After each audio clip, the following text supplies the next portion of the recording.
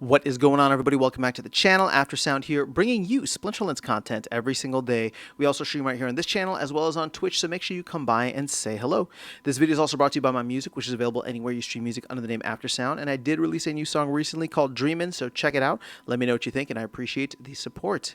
Okay, guys, I have a little bit of an announcement here to make, and that is that I am the new owner of some land. I bought 10 plots in Region 75, Azurk Mizrek. I think I'm saying that right. So let's actually take a look over here, and you can see just what I bought. Can I go through and get all of it? All right, so track 3 and track 4. So yeah, it's all in the same region. It looks like it's across 2 different tracks, though. 9 in track 3, 1 in track 4. And I'm very excited about this. So I've been talking about it for a while. I went and actually decided to buy the land. Right now, I have not gotten this started up at all because I need to buy power cores for each of these, and so I just spent pretty much all of my DEC on buying the land, and now I'm going to need another 50,000 DEC to essentially get everything started in terms of a power core. I don't even know what cards I'm going to use, but the whole fun of this for me, right, because now I have 15 plots essentially across all of the different regions, but the fun of this for me is going to be using my current land setup to slowly build up my other land, the way that other landowners are doing it, right? But to me, there's no like rush. I just want to be able to go through and allow this thing to build up organically over time. And hopefully once land 1.75 rolls out, if there are good opportunities, right? If there are good opportunities, or I shouldn't even say it that way. If things become more lucrative, we'll put it that way. So with all of the production that's happening, with all of the potential for revival potions and conflict wagons, if we start to really see a need for these resources, it could get really interesting. And so therefore that could actually supercharge certain things for me when it comes to land, right? If all of a sudden each of these resources is worth more, granted, I know I'll be spending a little bit more once land 1.75 is out, but at this point in time, I'm kind of just enjoying it for what it is, and that's where I'm at. But the reason I bring this up, the reason I wanted to talk about it again, this is in response to the video that I probably put out a while ago saying I was interested in land, is because to me, land represents probably the easiest way to just passively engage with the game in the long term. Now, obviously, with wild format and the upcoming survival mode, you're also able to bot your account, which is essentially passive. I will continue to do that for as long as they allow it. If they choose to get rid of it at some point, then obviously I'll have to rethink how I want to do that. And I'll probably just end up playing the game because I'm playing a bunch of training. I'm playing a bunch of training right now anyway. But in terms of just like long term, the reason I like this is because I don't have to worry about new sets coming out every 18 to 24 months, or promo cards, or all these different things to keep up with the gameplay. Yes, there will be updates to land. There will probably be increases in costs over time. We're going to see that essentially happen with 1.75, where the cost of getting SPS, the cost of getting research, is essentially going to 4x overnight, because you're going to need the same inputs all across the board.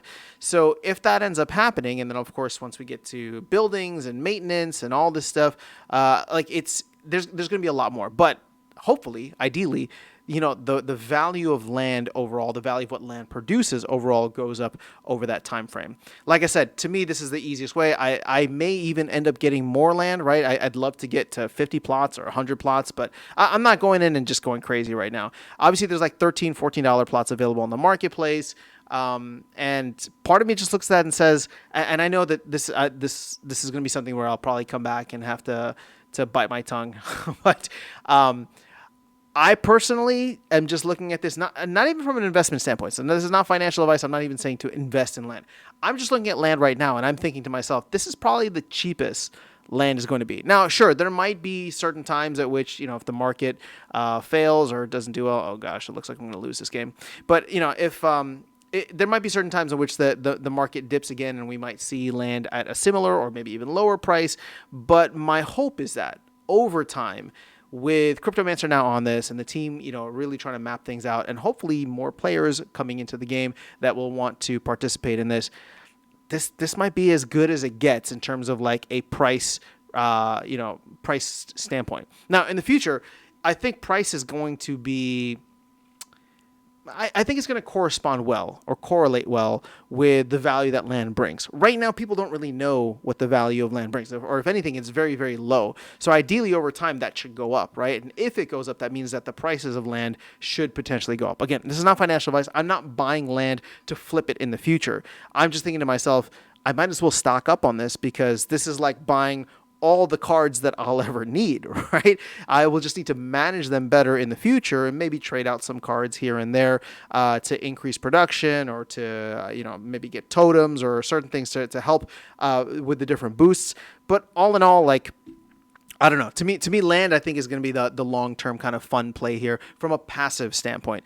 The game, right? The Splinterlands still revolves around the card game and the TCG, and I think it's always going to be that way unless they launch something else that's even more. I don't know, just more engaging than that. But land hopefully will be the thing that drives the economy in many ways for the long run. But I don't know. That's all I have for you guys in this video. I just want to let you know that I actually did it. I went out, I got some land. This is my first big purchase in Splinterlands in a very long time. But I'm bullish on land and bullish. See, again, I got to be careful here. I'm bullish on just my excitement and fun and the development of land over time. I think it's going to be something great. I think it's going to be something fun. Where the prices go, I don't know, but I already gave you my thesis on why I think this is kind of the lowest that we'll see, right? I mean, maybe it goes a little bit lower, but $14 a plot. We saw $10 a plot a while back. Like, if we were to go from 14 down to 10 or even down to 8 or 7, like, at the end of the day, I'm not as worried about it because I get to do something with it, right? And over time, it's bringing value to me by either increasing my land production, or if I decide to take that ice cream money out, or turn it into Bitcoin or whatever the case is, which I do plan on doing, right? There's going to be ice cream money taken from land. The rest of it will go towards building stuff out. But if you guys want, I'll do a strategy video on how I'm approaching land. Again, I'm not an expert by any means.